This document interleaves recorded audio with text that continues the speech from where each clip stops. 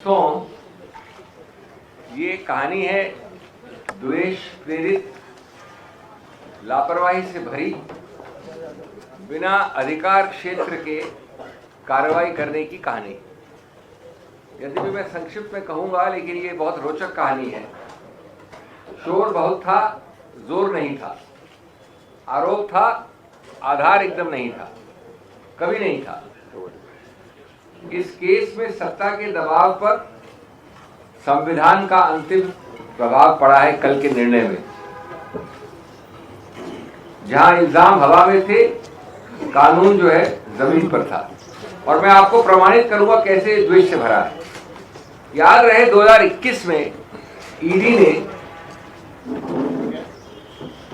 2021 और 2025 के बीच में राहुल गांधी जी को लगभग 50 घंटे बुला के तहकीकात की, इंटरोगेट किया। 50 घंटे कितने होते हैं? शायद 55 थे या 52 थे, मुझे एग्जैक्ट याद नहीं है। खरगे साहब को 5-6 घंटे, सोनिया जी को 7-8 घंटे, अलग अलग तिथियों पे। दूसरा, हर तिथि पे कोर्ट में तारीख हो, कुछ फाइल करना हो, तो एक बड़े अच्छे तरीके से व्यापक रूप से लीक होता था अखबारों में कि अरे इतने बड़े स्कैम में आज हम ये फाइल कर रहे हैं। ये हर तिथि पे सुर्खियों में होने के लिए, शोरगुल के लिए। तीसरा, इस दौरान मैं 21 से 25 की बात कर रहा हूं, अटैचमेंट्स हुए, फ्रीजिंग हुए, कहीं किराया आ रहा है तो किराए को बंद कर दो।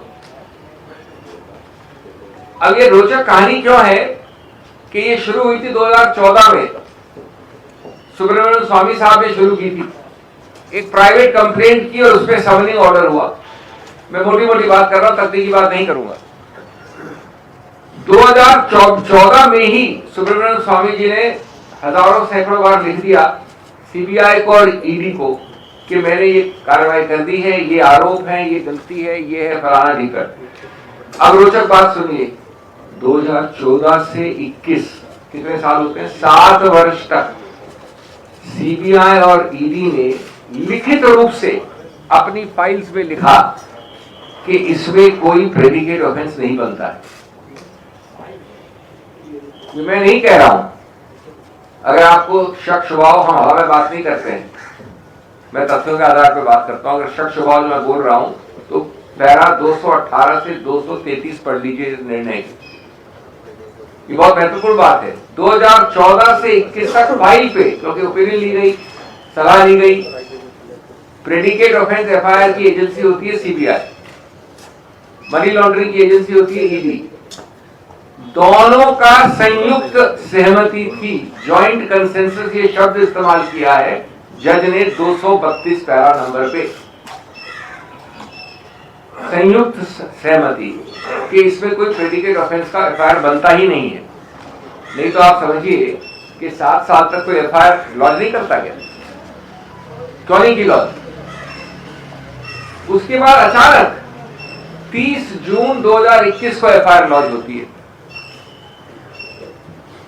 ये ऑफेंस हुआ है 2014 से सुब्रमण्यम स्वामी के अनुसार, और 2021 जून में जब ये होती है, उसके एकदम पहले एक सलाह ली जाती है और अचानक जो 7 साल से संयुक्त सहमति थी कि नहीं होनी चाहिए, वो एफआईआर होती है। अगर ये राजनीतिक द्वेष नहीं तो क्या है?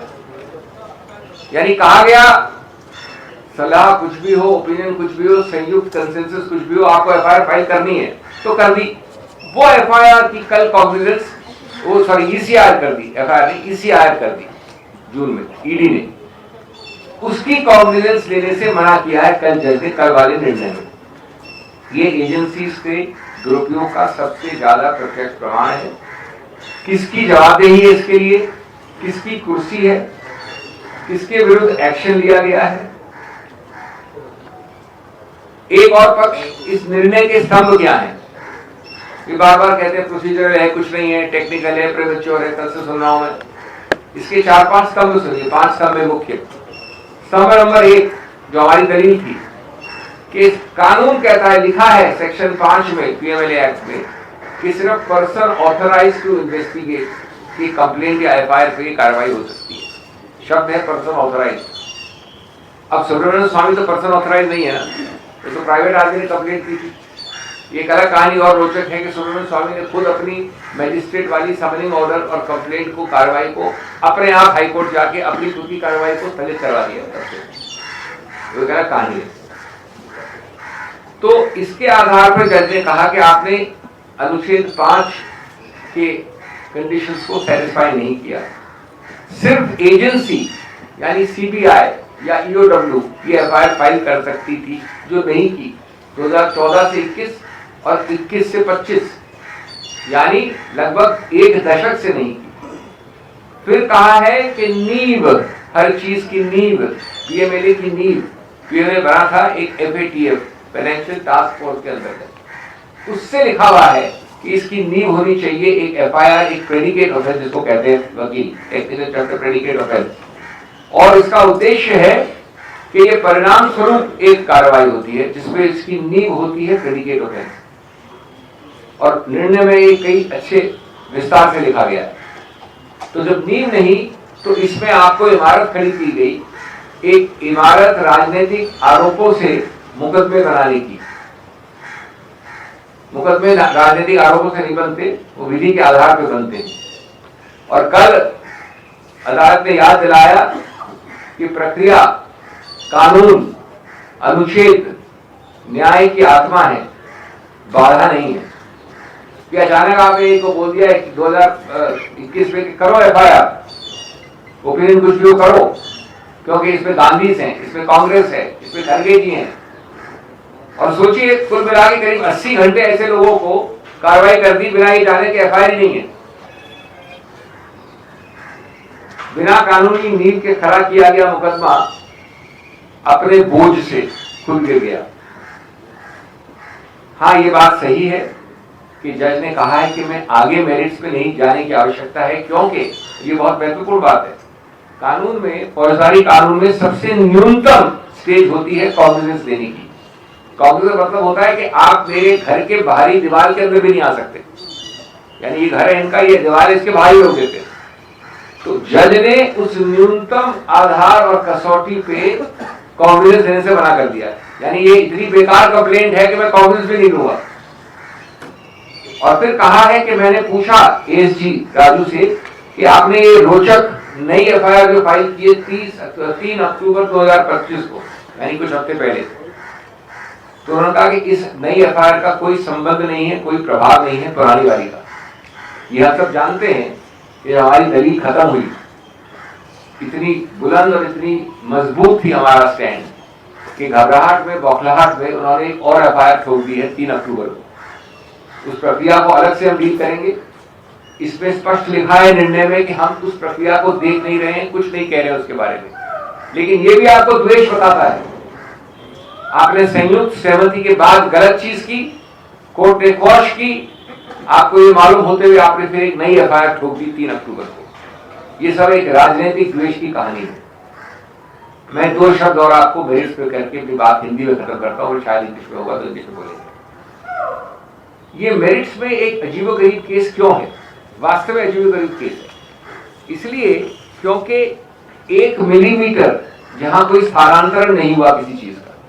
2 चीजें होती है स्थानांतरण के लिए, मनी लॉन्ड्रिंग की कंडीशन होती है। एक तो होता है पैसा, उसको यहां से यहां मूव करना होता है, उसको कन्वर्ट करना होता है, कैश को बदल के प्रॉपर्टी बना लीजिए। दूसरा होता है अचल संपत्ति का मूवमेंट। अब ये रोचक कहानी इसलिए है क्योंकि इसमें न तो पैसे का स्थानांतरण है, न अचल संपत्ति का है। ये एजेएल एक कंपनी है, 100 वर्ष के आसपास हो जाएंगे उस कंपनी को। उसके पास ये सब अचल संपत्तियां हैं अखिल भारतीय स्तर पे। वो अचल संपत्तियां उसी एजेएल के नाम में आज भी हैं, तब भी थी, 80 साल से थी, 50 साल से थी। 1 मिलीमीटर मूव नहीं की। उस एजेएल को, क्योंकि आदर्शवाद पे स्थापित कई कंपनियां आर्थिक कठिनाइयों में पड़ती हैं, ये कमर्शियली सक्सेसफुल नहीं होती है, उसको ऋण मुक्त करने के लिए, जो आज भारत की हर कंपनी करती है। भारत में कोई ऐसी कंपनी भी अपने आप को ऋण मुक्त नहीं करना चाहती। ऋण मुक्त करने का तरीका होता है, उसको जो डेट होती है ऋण, उसको हिस्सेदारी में बदल दो, इक्विटी में, कन्वर्ट डेट इनटू इक्विटी। सिर्फ इस उद्देश्य से एक नई कंपनी बनाई गई। कि वो जो उसकी ऋण है वो उस कंपनी को ट्रांसफर हो जाए, यानी यंग इंडियन। अब मैं समझता हूं कि दुनिया भर तो बहुत मूर्ख होगी, ईडी बड़ी इंटेलिजेंट होगी। इतने मूर्ख हैं हम लोग कि हमने बनाया यंग इंडियन कंपनी इस पूरी अचल संपत्ति को खाने के लिए। और यंग इंडियन क्या चीज है? यंग इंडियन है not for profit section 8 company. Company का सिर्फ एक उद्देश्य होता है कि उससे पैसे निकाल के आप डिविडेंड ले लें, प्रॉफिट डिस्ट्रीब्यूट कर दें, गाड़ी घोड़ा ले लें, व्यवहार ले लें। अरे वहां पर खड़गे जी बैठे हुए, सोनिया जी बैठी हुई, उनको कुछ नहीं मिलता है, एक दमड़ी नहीं मिलती है, और अगर देना चाहे तो भी नहीं दे सकते उनको। कानून में लिखा है, इसलिए हमने बनाई। हम इतने जबरदस्त मनी लॉन्ड्रर हैं, हमारी ब्रेन इतनी बड़ी है कि हमने इजाद करके ऐसी कंपनी बनाई मनी लॉन्ड्रिंग के लिए। ये अगर राजनीतिक इतना गंभीर मामला नहीं होता तो हास्यास्पद होता। किंडरगार्टन के लॉ स्टूडेंट जो पहले क्लास में होते वो भी नहीं इसको मानते कि मनी लॉन्ड्रिंग है, और इसके आधार पर कहते हैं कि चूंकि आपने अपना ऋण ट्रांसफर कर दिया यंग इंडियन को, इसलिए आपने मनी लॉन्ड्रिंग की। वैसे English, so that is what I wanted to say in Hindi. In English, I want to only say very briefly that today law has spoken louder than noise and facts, because every day we've been having shore and noise based on fiction. You made a money laundering mention on the quicksand of an absent, elusive FIR. No FIR. Investigative overreach has met judicial oversight, and that one is the Constitution. They must remember that courts are not theatres for political scripts. They are temples of due process. This story is a story of political vendetta, of harassment, on facts which are remarkable. Events which have happened much before 2014 lead to a private complaint by a man called Subramaniam Swamy with a summoning order in 2014. From 2014 to 21, 7 long years, and it's recorded. Read those paragraphs, 218 to 2833. There are written opinions sought and given that no predicate offence is made out. Who gives these opinions? CBI, ED. Obviously, that is the reason why after 2014 you never filed a complaint, an official complaint. Only Subramanian Swamy's complaint was there. After written opinions, suddenly, a few days before 30th of June 21, the command comes from the skies. Register an FIR. Register an ECI, a PMLA money laundering. It is clearly a command from the skies, because the entire opinion of the agencies is there is no predicate offence.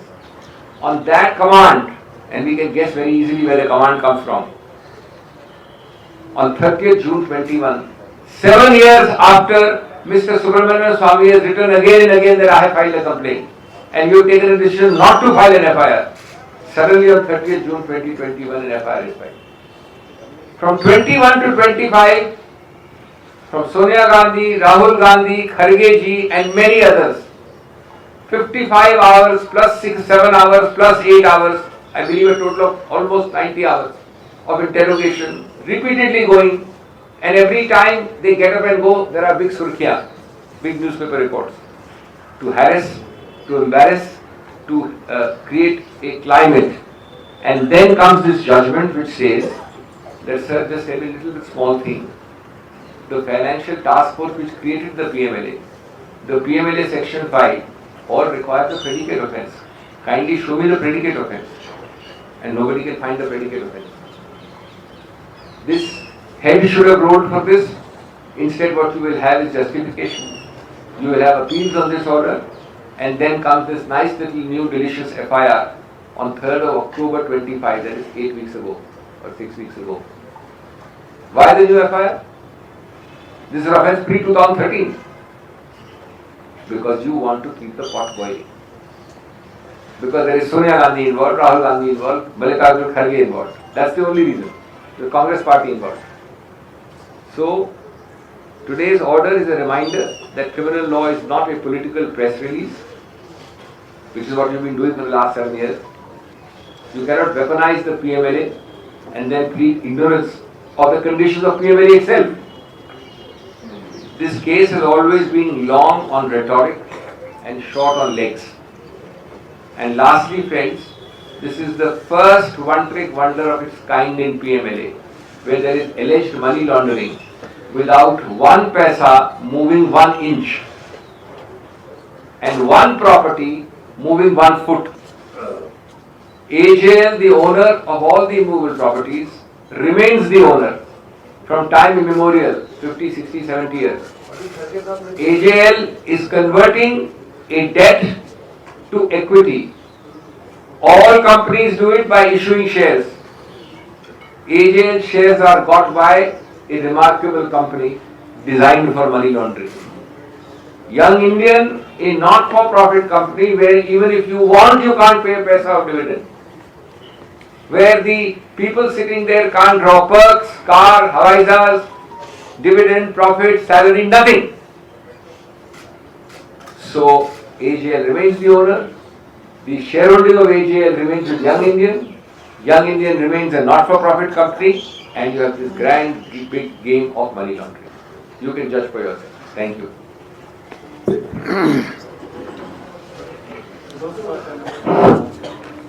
देखिए, मैं ज़्यादा कुछ कहना नहीं चाहता क्योंकि सारी चीज़ें हमारे एडवोकेट ने बताया है, अभिषेक मनवी जी ने, उनको सब मालूम है। मैं इतना ही कहता हूँ कि ये जो उन्होंने नेशनल हेराल्ड के नाम से केस डाला और इस उद्देश्य से ये लोग ये कर रहे हैं कि एक पॉलिटिकल वेंडेटा, एक द्वेष के दृष्टि से ये केस किया जा रहा है और उसके कारण क्या है उन्होंने बताया। अब ये पेपर आज का नहीं, 1938 में फ्रीडम फाइटर्स ने एक पेपर को एस्टैब्लिश किया कि आज़ादी दिलाने के लिए, लेकिन ये लोग आज मनी लॉन्ड्रिंग, सीबीआई ऐसे एजेंसीज को उपयोग करके हमारे कांग्रेस नेताओं को बदनाम कर रहे हैं। खासकर गांधी फैमिली को उन्होंने सताने के लिए ही ये केस डाला है, नहीं तो इसमें कुछ नहीं है और कोई एफआईआर नहीं है। कोई प्राइवेट पर्सन एफआईआर डालता है, उसके ऊपर एक कार्रवाई करते हैं और आज इस दृष्टि से कहा जाएगा कि जो चीज में कोई दम नहीं है उसमें दम भरने की कोशिश करके हर एक को हरासमेंट कर रहे हैं। हमारे बहुत से कांग्रेस पार्टी के नेता और सभी बड़े बड़े लोग जो आज उनके सिंपथाइजर नहीं है, ऐसे 50 लोगों को ऐसे ईडी का केस डालकर सता और अपना पॉलिटिकली उसको उपयोग करने के लिए कहीं उन्होंने ये ईडी और मनी लॉन्ड्रिंग का केस डाल के उन्होंने कई एमपीज को अपने तरफ लिया, कई राज्यसभा मेंबर्स को लिया, कई जगह सरकारें बनाई। ये सारी चीजें वो किए हैं और आज फैसला न्याय के सत्यमेव जयते हमारा एक ये है स्लोगन, उसके तहत आज ये आया है। तो ये जजमेंट को हम वेलकम करते हैं और न्याय सदा हमेशा की जो सत्य की हमेशा जीत होती है। इसीलिए मैं इस जजमेंट का स्वागत करता हूं। जो इसके लिए मेहनत करे हमारे लोग, उनको भी मैं अभिनंदन उनका भी करता हूं और आप लोग इतने ठंडी में आए, आपको भी धन्यवाद। Thank you.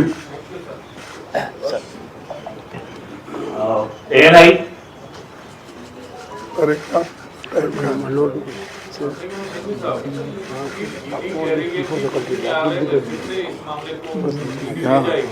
एक नया एफआईआर भी करेगी, दिल्ली पुलिस में एक एफआईआर ऑलरेडी पहले से की जा चुकी है। ये जो सक्सेस कांग्रेस पार्टी बता रही है, इस केस में आगे चुनौती और है या नहीं? देखिए, अगर आप हार जाएं तो नागरिक के रूप में आपको अपील करने का अधिकार क्षेत्र है, इससे आपकी हार कम हो जाती है। आप अपील करेंगे भविष्य में जरूर करिए, गुड लक टू यू। लेकिन जो मैंने आपको तथ्य बताए हैं वो ऑब्जेक्टिव तथ्य हैं, एक तिथि गलत नहीं, एक प्रक्रिया गलत नहीं। ये आप जवाबदेही कहाँ देंगे कि 2013 से 21 तक और 21 से 25 तक जो आपका रवैया रहा वो क्या था, क्यों किया आपने ये, और अब जो आप कर रहे हैं, जो आगे करेंगे भविष्य में, वो नई एफआईआर क्यों की, क्या आवश्यकता थी? एक मिनट, देखिए ये फैसला आने के बाद मैं ये कहना चाहता हूं, मोदी जी और शाह रिसिग्नेशन देना चाहिए। वो क्योंकि उनके मुंह पे एक थप्पड़ मारे जैसा हुआ है, और आज वो ये समझ के राजीनामा देना चाहिए। ऐसे जनता को सताने का काम वो नहीं करना चाहिए। भविष्य में उनको ये मालूम होगा कि ऐसे चीजें हम अगर करेंगे लोग चुप नहीं बैठेंगे और ये उनकी बेइज्जती होगी, ये मैं कहना चाहता हूँ। Advocate Singhvi Rishabh from Times. Now, since the judgment has come and many BJP spokespersons have said that Congress is celebrating a technical issue and it's not a victory there, the case will go on. What's your comment on that? See, a judgment is a judgment. You can use any adjective you like, self-servingly calling it technical. Please ask them if a violation of the PMLA Act is technical. Please ask them if they weaponize PMLA on the one hand, and on the left hand they say it's only a technical thing. And why did they not file an FIR from 14 to 21, and what was the meaning of all their opinions saying no predicate offence is made out? Please ask them that. PTI, Sandeep, last. So now that you have said that this is a political vendetta and it has been proved as you just said, but how are you going to fight it politically going further? And you know, on the fresh complaints that on the fresh complaints that the ED and the other enforcement agencies are likely to file against the newspaper in this particular what we are doing, what are we doing now? देखिए ये सब हम political fight कर रहे हैं। इससे पहले जुलूस निकाले जब सोनिया गांधी जी को ईडी केस में बुलाया था, मुझे बुलाया था, राहुल गांधी जी को बुलाया था, और कई लोगों को भी बुला के उन्होंने इसके बारे में पूछताछ की। लेकिन हम सड़क पे, सदन में, सदन के बाहर हर जगह फाइट कर रहे हैं, फाइट करते रहेंगे और इनको लेसन सिखाएंगे। We will expose this vendetta politics to the streets of this country. Entire nationalists are now agitating. Congress party, you know, since 7 years are facing this type of humiliation from ED. Our supreme leadership are facing this type of vendetta politics. Now the entire Karyakarta is actually agitated. We are going to show of strength in all over India, because this is clearly an example of how ED is misused by the central government to target the opposition leaders.